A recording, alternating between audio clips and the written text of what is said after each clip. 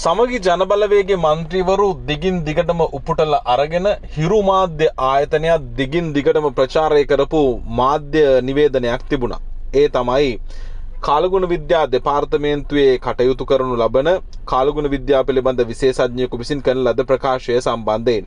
ඒ අනුව අදාළ විශේෂඥයා විසින් කරන ලද ප්‍රකාශය මේක අපි ඔය දැන් ෆොටෝ එකේ ඉන්නේ ඔය මුජබ රහමාන් ඒ කතාව උපුටගෙන අරගෙන වාර්තා කළා. හිරු ප්‍රවෘත්ති මේක වාර්තා කර තිබුණේ. විපක්ෂය දිගින් දිගටම මේ වොයිස් කට් එක පාවිච්චි කරමින් තමයි මේ කාලගුණය සම්බන්ධයෙන් දැනුම් දීමට ප්‍රෙස් එකක් තිබ්බා. ඒ ප්‍රෙස් එක හරහා කියපු කාරණා කියලා මේ විශේෂයෙන්ම මලිත් ෆර්නෑන්ඩෝ කියන කාලගුණ විශේෂඥයා පාවිච්චි කරමින් තමයි මේ සංවාදය දිගින් දිගටම ගොඩ නැගනු ලැබුවේ. හරි. දැන් ඔන්න එහෙනම් කතාවට යමු. මලිත් ෆර්නෑන්ඩෝ නිවැරදි කිරීමයි කියලා ඊයේ වෙනකොට තමන්ගේ Facebook එකේ පළ කර තිබෙනවා වෙනමම කතාවක්. ඒ තමයි මේ වීඩියෝ එක. ඒ කියන්නේ ඔය ප්‍රවෘත්ති වල පෙන්නපු වීඩියෝ එක.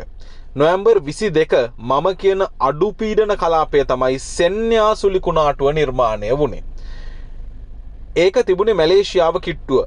ඒක වර්ධනය වෙලා බෙන්ගාල බොක්ක මැදට ඒවි කියලා හිතුවත් ඒක එහෙම උනේ නැහැ. දිත්වා සුලිකුණාටුව මේ සිස්ටම් එකේ ප්‍රතිඵලයක් නෙවෙයි. දැන් මොකද අපේ අයියලා ටික කියන්නේ? දැන් කාලගුණේ ඔක්කොම පාවිච්චි කළා මේ පිළිබඳ අනතුරු ඇඟවීම් දිගින් දිගටම සිද්ධ කළා කියලා කිව්වට ඒ අනතුරු ඇඟවීම සිද්ධ කරලා තියෙන්නේ දිත්වා සුලිකුණාටුවට නෙමෙයි. ඒ අනතුරු ඇඟවීම කරලා තියෙන්නේ සෙන්යා සුලිකුණාටුවට. ඒක තමයි මැලේසියාවට බලපාන ලද සුලිකුණාටුව. මේ නොවැම්බර් 22 වෙනිදා මේ වීඩියෝවේ මං කියන්නේ සෙන්යා නිර්මාණය වෙන්න කලින් තිබුණු පීඩන අවපාතය ගැන. ඒක දිත්වා සුලිකුණාටුවට අදාළ නැහැ. කබීර් හෂීම්, මුජබ රහුමාන්, මරික්කාර්, සජිත් ප්‍රේමදාස ඇඳන් ඉන්න යට කලිසම ගලවලා පාර්ලිමේන්තුව ඉස්සරහා වැලේ වනන්න පාර්ලිමේන්තුව ඉස්සරහා රෙදි වැලක් බැඳලා මේ රටේ මිනිස්සුන්ට කරපු බොරුව ඊළඟට ඔය දෙරණේ චතුර කලින්දු ඔය ඔක්කොම තමන්ගේ ඇඳන් ඉන්න කලිසම් ටික ගලවලා වනලා හෙළුවෙන් ඇවිල්ලා සමාව ගන්න જાතියෙන් රාජ්‍ය සහ මේ රටේ පාලන තන්ත්‍රය, ඒ කියන්නේ රාජ්‍ය ආණ්ඩුව සහ මහජනතාව අතර බිඳීමක් ඇති කරන්නට ගත්ත ක්‍රියාමාර්ගය.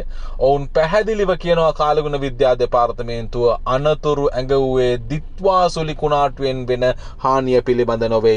අනතුරු අඟවන ලද්දේ බොහොම පැහැදිලිවම සෙන්යා සුලිකුණාටුව ආශ්‍රිතව ඇතිවුණු තත්ත්වය. සෙන්යා සුලිකුණාටුව කියන්නේ මැලේසියාව ආශ්‍රිතව පැන නැගුණු සුලිකුණාටුව. ඔහු කියනවා තවත් කතාවක්. නොවැම්බර් 23 මේ වීඩියෝ මං කියන්නේ සෙන්යා නිර්මාණය වෙන්න කලින් තිබුණු පීඩන අවපාතය ගැන. ඒක දික්වා සුලිකුණාටුවට අදාළ වෙන්නේ නැහැ. කොහොම නමුත් 23 ඔය නිවේදනයේ දෙවෙනි කොටස මේ වීඩියෝවේ නෑ ඒ කෑල්ල. ඒකේ තිබුණේ දිවයිනට යාබදව නිර්මාණය වෙන නියමිත අඩු පීඩන කලාපය ගැන. මේක තමයි දිත්වා නිර්මාණය වුණේ. මේ නිර්මාණය වෙන නියමිත කලාපය නිසා දීවර සහ නාවුක කටයුතු වලදී සැලකිලිමත් වෙන්න කියලා තමයි ඔවුන් අනතුරු ඇඟවීම සිද්ධ කළේ. ඒ කියන්නේ ඔවුන් ප්‍රයොරිටි එක දුන්නේ දීවර සහ නාවුක ප්‍රජාවයි. ඒ නිසා තමයි දීවර සහ නාවුක ප්‍රජාව මරණයටපත් නොවි ඔවුන් ආරක්ෂා කරගන්න පුළුවන් වුණේ.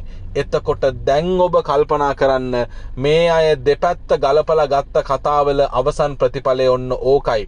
එතකොට ඔය චතුරට off the mic off the camera කියලා කියවෙන කතා ටිකත් බොහොම පැහැදිලිවම මේ මුහුද ආශ්‍රිතව ඇති වුණු දීවර ප්‍රජාවගේ දැනුවත් කිරීම මිසක එතනින් එහා ගියපු එකක් නෙමෙයි. කාලගුණ විද්‍යාව සම්බන්ධයෙන් ජාත්‍යන්තර සංවිධානයේ ප්‍රධානියත් ප්‍රකාශයක් කළා. අපි එක වීඩියෝ එකක්ම ගෙනාව අපේ VTP World කියන ලෝක තොරතුරු සම්බන්ධයෙන් තොරතුරු වාර්තා කරන YouTube නාලිකාවේ. ඒකේ බොහොම පැහැදිලිව කියනවා කිසිම රටකට සුලිකුණාටුවක් පිළිබඳ දැනුවත්භාවයක් ලබා ගන්නත් බෑ. ලබා ගත්ත කියලා කරන්න පුළුවන්කමකුත් නැහැ.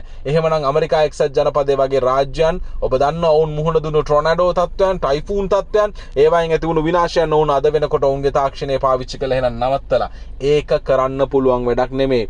ඒ නිසා මේක මලිත් ෆර්නෑන්ඩෝ මේ නිවැරදි කිරීම කරපු එක බොහොම වටිනවා.